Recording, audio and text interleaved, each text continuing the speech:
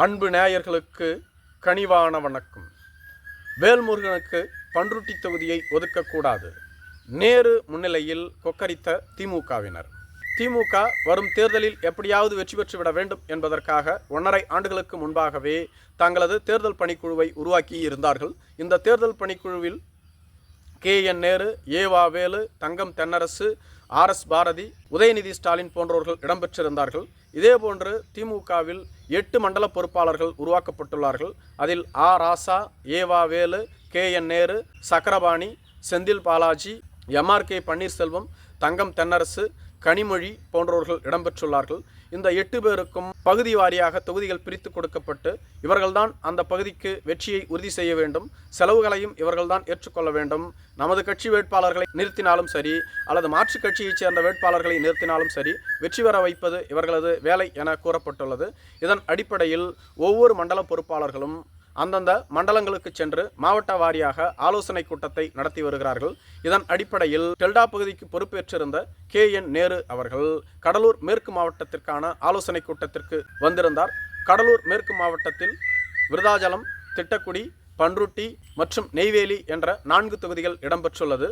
இந்த 4 தொகுதிகளுக்குமான மாவட்ட செயலாளராக அமைச்சர் CV கணேசன் உள்ளார். இந்த 4 தொகுதிகளில் திட்டக்குடி தனி தொகுதியின் சட்டமன்ற உறுப்பினராக CV கணேசன் அவர்களும், பண்ருட்டி சட்டப்பேரவை தொகுதியின் சட்டமன்ற உறுப்பினராக சபா ராஜேந்திரன் போன்றவர்களும் உள்ளார்கள்.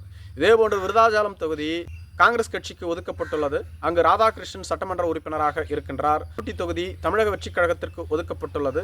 அங்கு வேல்முருகன் சட்டமன்ற உறுப்பினராக உள்ளார். இவர்கள் இருவரும் கலந்து கொள்ளவில்லை என்று கூறப்படுகிறது. இந்த ஆலோசனை கூட்டத்திற்கு தலைமை தாங்கி KN நேரு நடத்தி கொண்டிருந்தார்.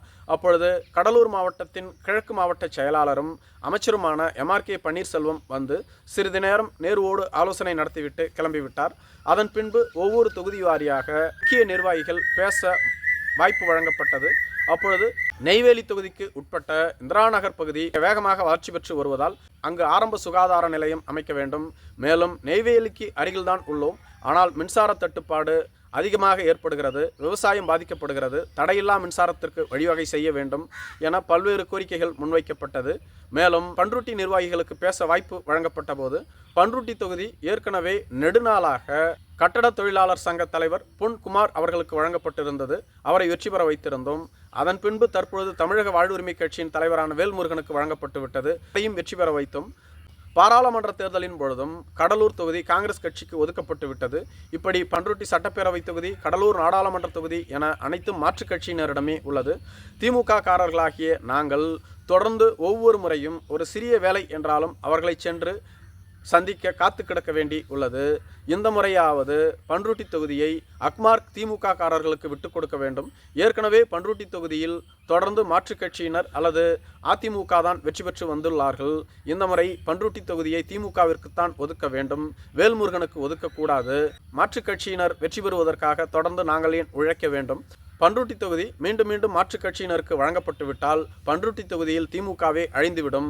எனவே இந்த முறை பண்ருட்டி தொகுதியை திமுக காரர்களுக்குத்தான் விட்டுத்தர வேண்டும். அப்பொழுதுதான் எங்களுக்கும் வசதியாக இருக்கும். அப்பொழுதுதான் நாங்களும் ஒருங்கிணைந்து பாடுபடுவோம் என பேசினார்கள். இறுதியாக பேசிய KN நேரு அவர்கள், கூட்டணி தொடர்பான முடிவு தலைமைதான் எடுக்கும். மேலும் தொகுதி ஒதுக்கீடும் தலைமை முடிவு செய்யக்கூடியது. தலைமை என்ன கூறுகிறதோ அதை செயல்படுத்துவதற்குத்தான் நாம் இங்கு கூடியுள்ளோம். நமது இஷ்டத்திற்கு ஒரு முடிவை எடுக்க முடியாது. எனவே தலைமைக்கு கட்டுப்பட்டு நாம் செயல்பட வேண்டும் என கூறியிருந்தார். நன்றி.